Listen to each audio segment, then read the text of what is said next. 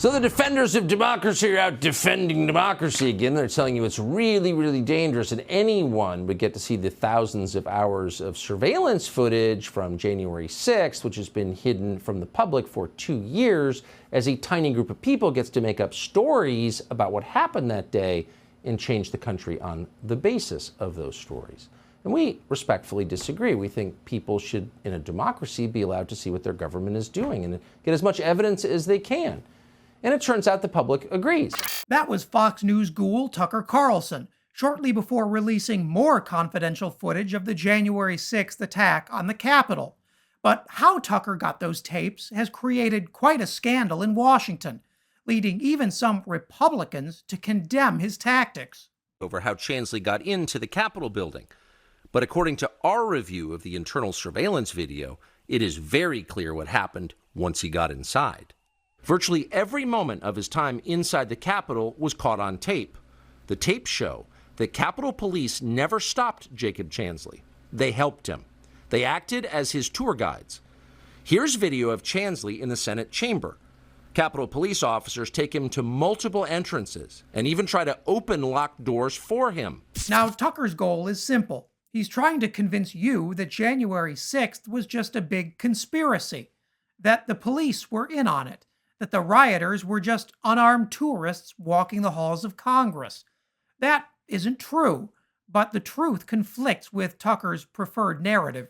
We counted at least 9 officers who were within touching distance of unarmed Jacob Chansley. Not one of them even tried to slow him down. Chansley understood that Capitol Police were his allies. Video shows him giving thanks for them in a prayer on the floor of the Senate. Now, it's pretty clear Tucker's team has chopped up this video into a bunch of small sections while leaving quite a bit out. That includes the fact that in some of these videos, Capitol Police appear to be guiding Chansley out of the building, not toward the Senate chamber. But remember, these videos haven't been released to the public due to an ongoing criminal investigation into the attack. So, how did Tucker get his hands on 40,000 hours of content?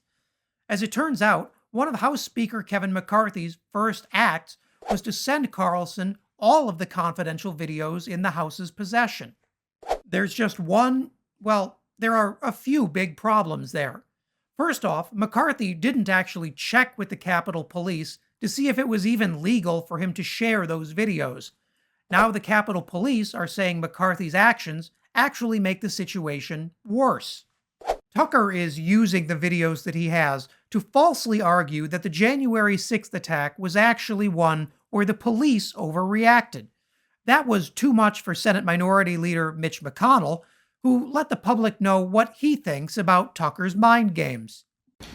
It was a mistake, in my view, for Fox News to depict this in a way that's completely at variance with what our chief law enforcement official here at the Capitol thinks. Now you know you've messed up when Mitch McConnell is accusing you of distorting reality to advance a partisan agenda. And the condemnation came from all sides, with Senate Majority Leader Chuck Schumer adding his 2 cents to the argument, too. Rupert Murdoch, who has admitted they were lies and said he regretted it, has a special obligation to stop Tucker Carlson from going on tonight, now that he's seen how he has perverted and slimed the truth, and from letting him go on again and again and again. Not because their views deserve such opprobrium, but because our democracy depends on it. And if you think Tucker Carlson is going to handle this criticism like a grown-up, well, sorry to disappoint you. Tucker took to his show on Tuesday night to whine that actually Democrats and Republicans are the same, and everyone is just mad that Tucker's telling so much truth all the time. Watch this. We should also tell you that Chuck Schumer, the Senate Majority Leader, was joined in this outrage by the Senate Minority Leader. And that would be a Republican, Mitch McConnell. And they were joined by a cascade of other Republicans, Tom Tillis from North Carolina, Mitt Romney from Utah, all sharing the same outrage. And from this, we learn 2 things.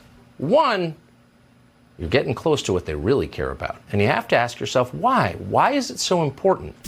Yeah, I'll take a stab at that one. People are getting so mad because a Republican Party that just got finished lecturing Joe Biden on how to handle sensitive material just handed over confidential videos to Fox News.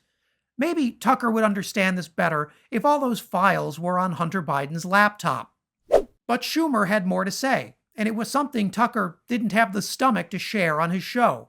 Because as Schumer reminds us, no one has been a more willing ally for the enemies of our democracy than Tucker Carlson. Here's more. As reporting on the Dominion lawsuit shows, Mr. Carlson had no problem admitting behind the scenes that the big lie is pure garbage.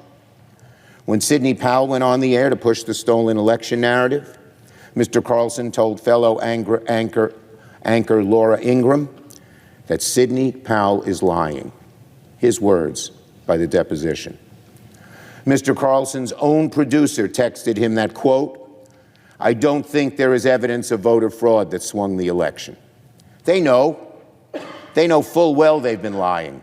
Tucker's misuse of the January 6th surveillance footage shows a Republican Party willing to violate any norms and standards in order to push their conspiracy theories. And more than that, it shows a party that's hopefully subservient to Fox News. I don't need to tell you why that's dangerous. What Kevin McCarthy did is short-sighted, cynical, and weakens the ability of our government to investigate the January 6th attack. Unfortunately for democracy, that was Tucker Carlson's goal all along. And speaking of upsetting things, Kenosha killer Kyle Rittenhouse is back on TV, and he's wondering if you can spare a few bucks. Check out this video to learn how crybaby Kyle got himself into this mess.